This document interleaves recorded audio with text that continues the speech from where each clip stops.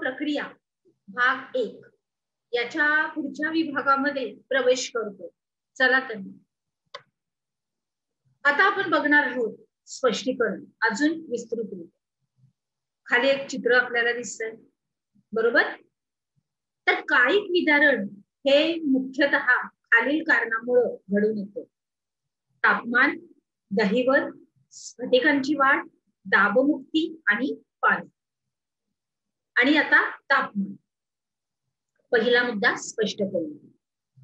वाढत्या तापमानामुळे आपल्या खडकातल्या खनिज ही प्रसरण पावतात. काय होतात?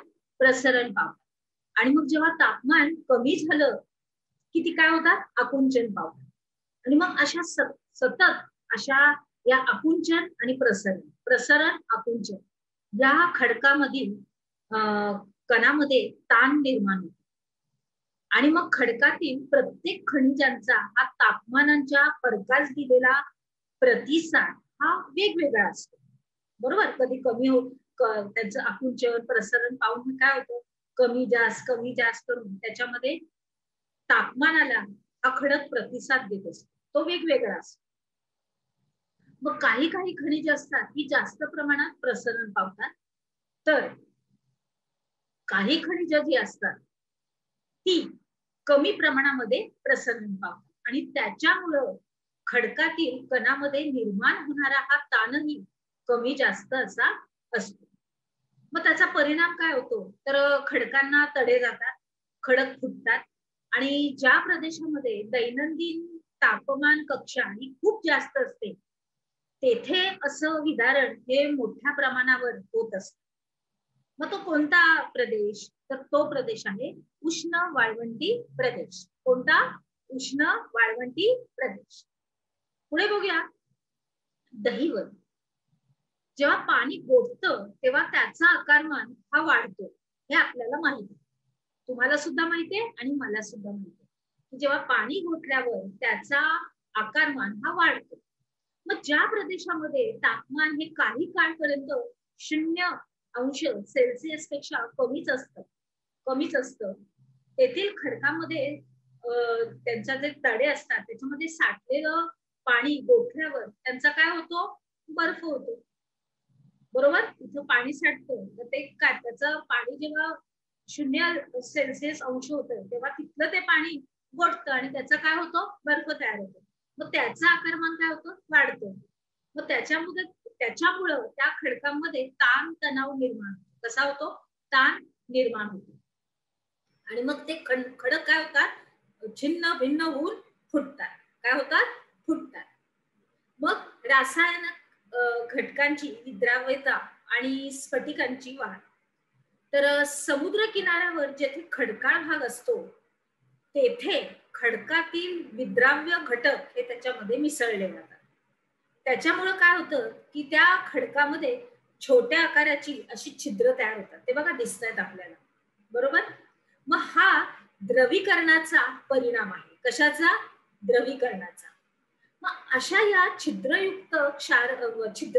छिद्रयुक्त खडकामध्ये ती जी छिद्र आहेत त्याच्यामध्ये काय होतं? पाणी साचलं जातं. आणि मग सूर्याच्या उष्णतेमुळं ते काय होतं? त्या पाण्याची वाफ होऊन निघून जाते. आणि मग त्या पाण्यातील क्षाराचं स्फटिकीकरण घडून येतं. आणि मग ते स्फटिक जास्त जागा व्यापतात आणि त्याच्यामुळे त्या खडकामध्ये अर्थातच ताण निर्माण होतो. काय होतो? ताण निर्माण होतो. आणि मग त्या खडकावर छिद्र तयार होतात.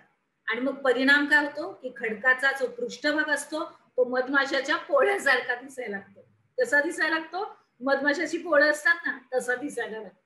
म्हणजे बघा कसा फरक पडतो, कसं निसर्ग आपला काम करत असतो आणि त्याच्यामध्ये कसे बदल झाले की आपल्या सगळ्या ह्या सृष्टीमध्ये सुद्धा कसे कसे बदल होत असतात. पुढे जाऊया, दाबमुक्ती.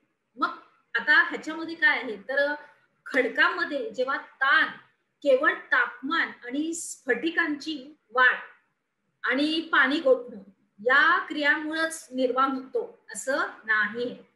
तर खडकाच्या वरच्या थराचा दाब खाली थरावर होतो. आता हे नैसर्गिक गोष्टी झाल्या या सगळ्या, पाणी गोठणं, स्फटिकांची वाढ होणं, म्हणजे कसं काहीतरी निसर्गाची सूर्यप्रकाश पडली तर ही घटना होते, असं झालं. तर कधी कधी काय होतं की त्या खडकामध्येच हे बदल घडून येतात. म्हणजे आता हा खडक आहे, तर त्याचा जो वरचा भाग आहे, आता हा वरचा भाग आहे, त्याचा दाब त्या खालच्या भागावर असा पडला जातो. कसा? असा पडला जातो. असा दाब पडून पडून पडून पडून मग काय होतो, तो काय होतो, दाब खालच्या किंवा आतील थरावर असतो आणि हा दाब जेव्हा नाहीसा होतो तेव्हा आतील खडक काय होतो, ताणमुक्त होतो. अशा कारणाने सुद्धा काय होतं, विदारण घडून येतो. ते फुटतं ना मग खालचा भाग तो. त्याच्यानंतर पाणी. तर काही प्रदेशामध्ये पावसाचं प्रमाण हे अधिक असतं.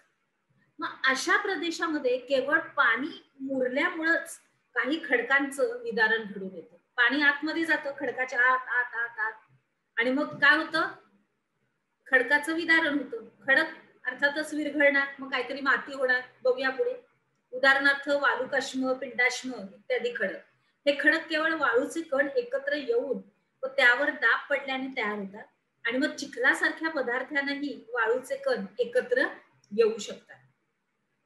मग अशा खडकामध्ये जर पाणी मुरलं की एकत्र आलेले वाळूचे कण हे काय होतात, सुटे होतात आणि हे कण परत मूळ खडकापासून अलग होऊ लागतात.